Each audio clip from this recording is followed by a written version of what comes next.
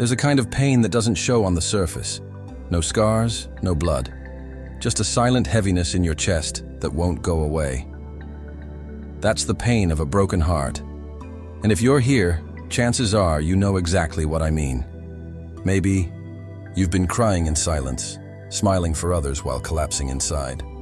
Maybe you've replayed old conversations at 2 a.m., wondering what went wrong. Or worse, if you were the problem. Let me say this first. You are not weak for feeling this deeply. You are human. And heartbreak, no matter who you are, has a way of humbling even the strongest among us. But this pain, it has a purpose. And what you do now will shape who you become next.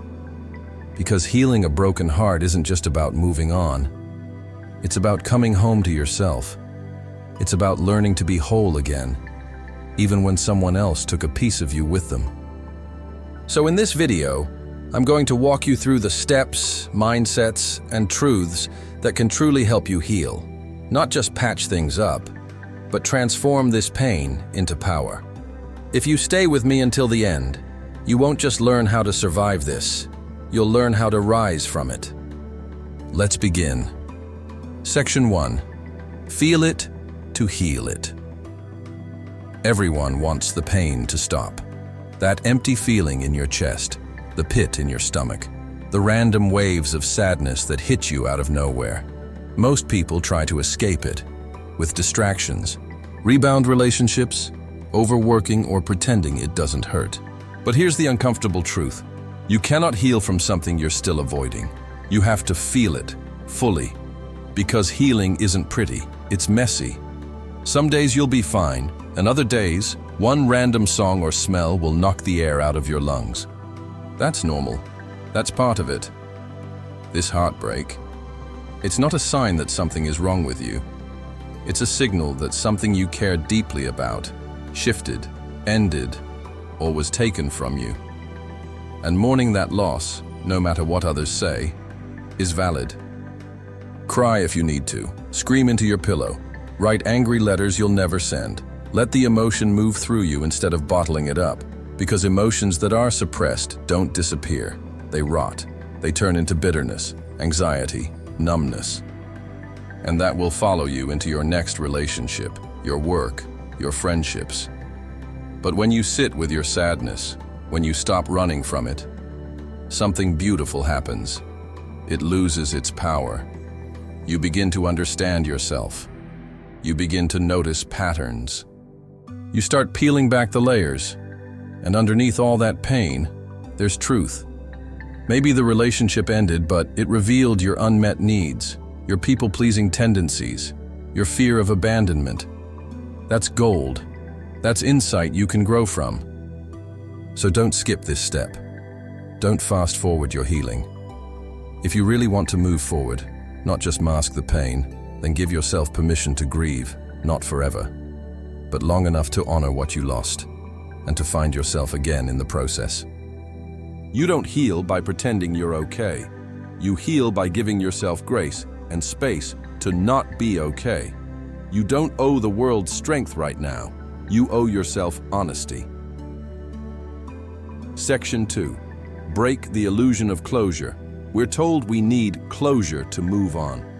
That if we could just have one more conversation, if they could just explain why they left, if we could just understand what went wrong, then maybe, just maybe, the pain would stop. But here's the harsh truth. Closure is often a fantasy. The mind craves order. It wants a neat explanation, a perfect ending, something that makes the hurt make sense. But people don't always give us that. Sometimes they disappear. Sometimes they lie. Sometimes they don't even know why they did what they did. And waiting for them to give you peace, that's like standing in the rain, begging the storm to stop, instead of stepping inside and drying yourself off. You don't need their words to heal. You don't need their apology, their regret, or their guilt. What you need is your own decision to close the chapter, even if the ending wasn't fair, or clear, or kind.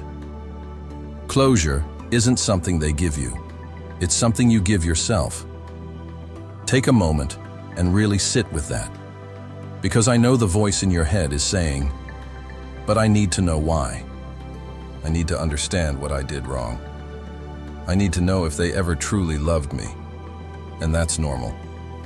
When something breaks unexpectedly, our brain scrambles to solve the mystery. It wants certainty. But love isn't math. People are messy. Emotions don't always make logical sense. So instead of searching for answers that might never come, try this. Shift the question from, why did they do this to me? To, what did I learn about myself through this? Maybe you learned that you abandoned your own needs. Maybe you realized you stayed too long because you feared being alone. Maybe you now see how deeply you love and how much you deserve that love in return. That's closure, not from them, but from within. Because here's the twist, no one talks about you might get the closure you were begging for, and it still won't feel like enough. They might tell you they never loved you, or that they did, and they just couldn't handle it. Either way, it won't fill the hole, because closure doesn't come from understanding the past. It comes from accepting it. Let that land. Closure is not about understanding. It's about acceptance. You don't have to like what happened. You don't have to say it was okay, but you do have to stop waiting for someone else to make you feel complete. That part, that's your job. Closure comes the moment you stop obsessing over what they think and start focusing on who you're becoming. Section 3. Detach with compassion. Letting go doesn't always mean slamming the door shut. Sometimes it means walking away with a quiet heart and a little grace. When we're hurt, really hurt, our instinct is often to armor up, to hate them, blame them, convince ourselves they were never worth it.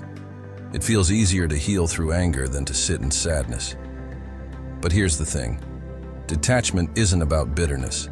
It's not about pretending you don't care. It's about learning to care from a distance. For them, yes, but more importantly, for yourself. Detachment doesn't mean erasing the memories. It means not letting those memories control your present. You can still remember the laughs, the late-night talks, the feeling of being loved. You don't need to destroy those moments to move on. You just need to stop living in them. Letting go with compassion means recognizing that the person who hurt you was also human. Maybe they were broken. Maybe they were immature. Maybe they simply weren't capable of giving you the love you needed, not because you weren't worthy, but because they weren't ready. And while that might not excuse their actions, it can help you release the grip. When you hold on to anger, you stay attached. When you obsess over closure, you stay attached. When you check their social media, replay old conversations, read their texts like their scripture, you stay attached. And that attachment? It's emotional glue. It keeps you stuck in the past, even as the world moves on. So how do you detach? With compassion. Speak your truth, silently. Write them a letter you'll never send. Say everything, then let it go. Wish them peace, and mean it. Not because they deserve it, but because you do. Hatred weighs you down. Forgiveness frees you. Release the fantasy. You might not be mourning the person, but the idea of who they could have been, the potential, the hope, the future you built in your mind. Let that image fade. Come back to what's real, because the most compassionate thing you can do, for them and for yourself, is move forward. You don't need to demonize them to protect yourself. You just need to make a quiet decision that says, I choose me now. Detach, not because you didn't love them, but because you finally love yourself enough to let go. And that is real strength. Section 4. Rebuild your inner world. Let's be honest. Sometimes, love makes us forget who we are. You start off strong, independent, full of life. Then slowly, almost silently, you begin to bend. A little compromise here, a small sacrifice there, until one day you look in the mirror and think, where did I go? You loved them deeply, you gave so much, And in the process, maybe you stopped dancing to your favorite songs, stopped seeing friends as often, stopped dreaming about your own future because all your plans were tied to theirs. And now that they're gone, it feels like you're gone too. But here's the truth. No one tells you. You didn't lose yourself. You buried yourself to love someone else louder.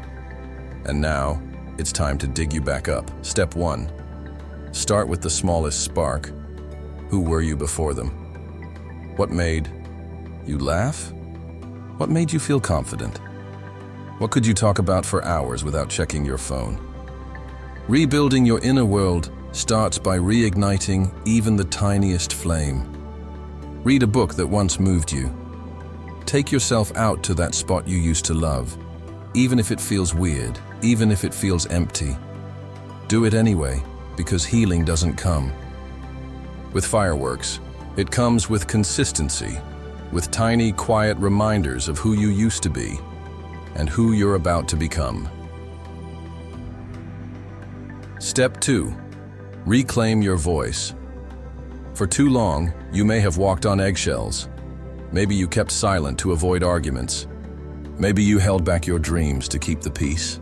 Maybe you learned to become easy to love, even when it meant losing your edge.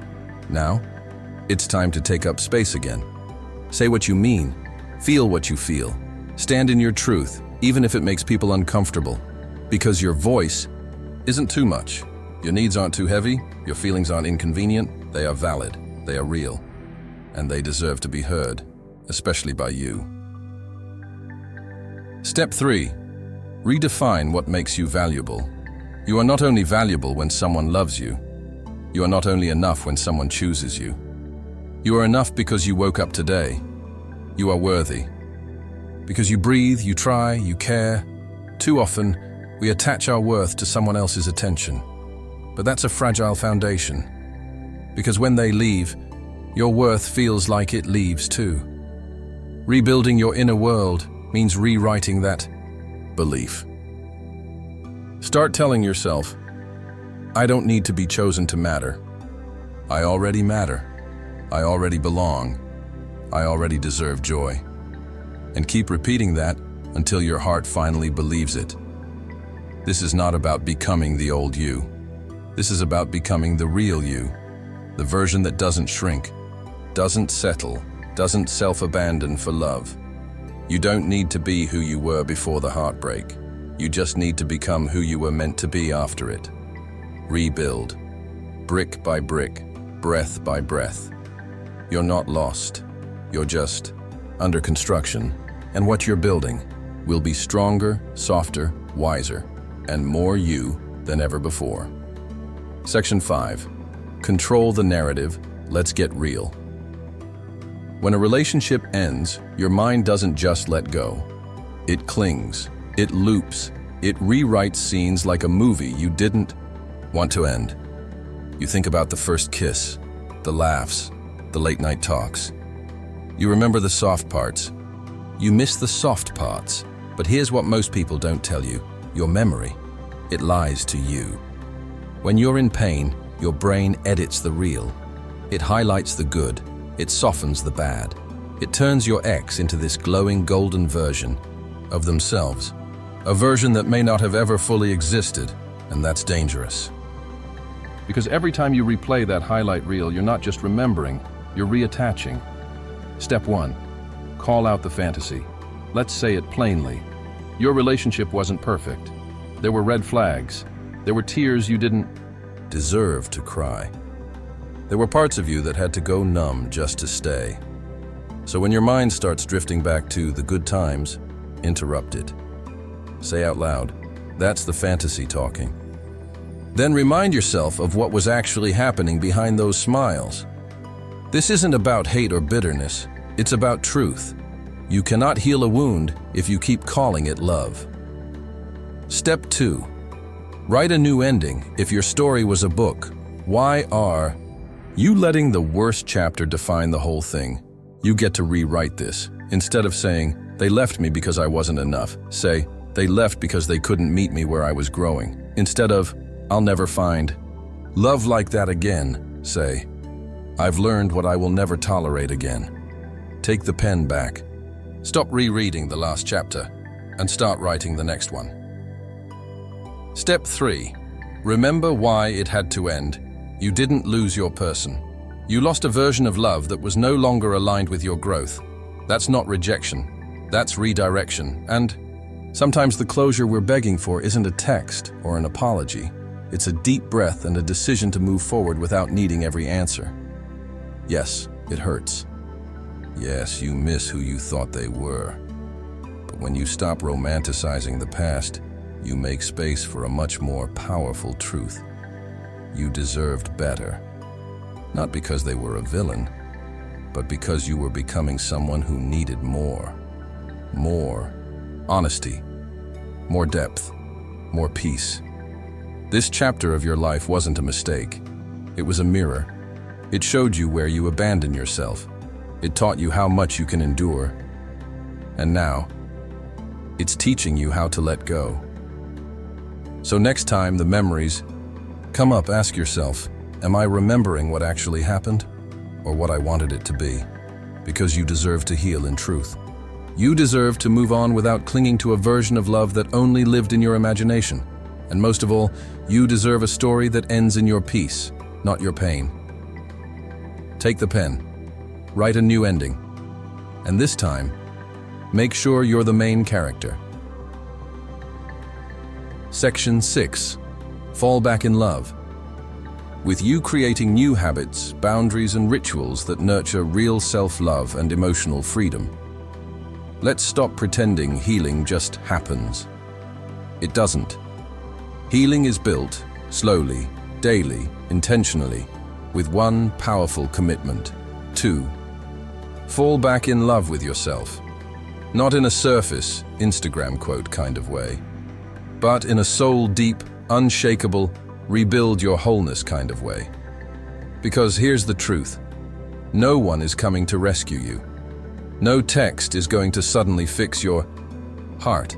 The closure you're looking for? It's inside you. So now, it's time. Time to remember who the hell you are and start showing up for you the way you showed up for them. Step 1. Build rituals of respect. Forget about bubble baths and wine nights for a moment. Self-love starts with respect. Go to sleep on time. Eat food that nourishes your energy, not numbs your feelings. Keep the promises you make to yourself, even the small ones. Why? Because every time you honor yourself, you rebuild trust with the one person who will never leave you, and that trust becomes your new foundation. Step 2. Redefine your boundaries. You know what heartbreak often reveals? Where you had no boundaries. Where you gave too much, said yes too often, accepted less than you deserved. Now's your chance to fix that. If something drains your peace, say no, without guilt. If someone disrespects your space, speak up, without apology. If a situation feels off, walk away, without over-explaining. Because boundaries aren't walls, they're bridges back to yourself. And if someone can't meet you where your standards live, they were never meant to stay. Step 3. Choose wholeness. Over distraction, you don't need a replacement. You don't need to make them jealous. You don't need to chase validation from the next person who shows you attention. You need to sit in the quiet and not run from it. Because in the quiet, you'll find the real you again. The one who dreams big. The one who feels deeply. The one who isn't afraid to stand alone. When it means standing in truth, this isn't loneliness. This is reconnection. And when you fully reconnect with yourself, you stop begging others to love you in pieces. Step 4. Reignite joy without permission. Go back to what lit you up before the relationship. What made you feel alive? Was it painting, dancing, writing, cooking, building things, helping others? You don't need someone else to give you permission to be vibrant. Go out and live. Take the solo trip. Learn something new. Laugh without needing a reason. Let your life be full, not as a performance, but as a celebration. Not to prove anything to them, but to remind you that your story didn't end when they left. You didn't just lose love. You lost a version of yourself that forgot how much power you truly have. Now, you're not just healing. You're rising, you're resetting. You're redefining what love looks like, starting with the way you treat yourself. So, stop waiting to be chosen. Choose yourself, loudly, unapologetically, and every damn day. This is your comeback. And this time, it's not about anyone else. It's about falling back in love with you. Here's the truth. A broken heart isn't a sign that you're weak. It's proof that you love deeply. And yes, the pain is real. The memories hurt. The what-ifs echo. But one day you'll look back and realize the pain was your teacher. You learned who you are. You learned what you deserve. And most importantly, you learned that healing doesn't come from getting them back. It comes from finally choosing yourself. Healing is not about forgetting them. It's about remembering you. So take your time. Cry when you need to. Forgive slowly. Love gently, especially yourself. And remember, the same heart that broke is the same heart that can bloom again. You are not just healing, you are transforming. If this spoke to you, if you felt seen, share this with someone who's hurting too. And know this, you will love again, you will smile again. And this is not your ending, this is your beginning.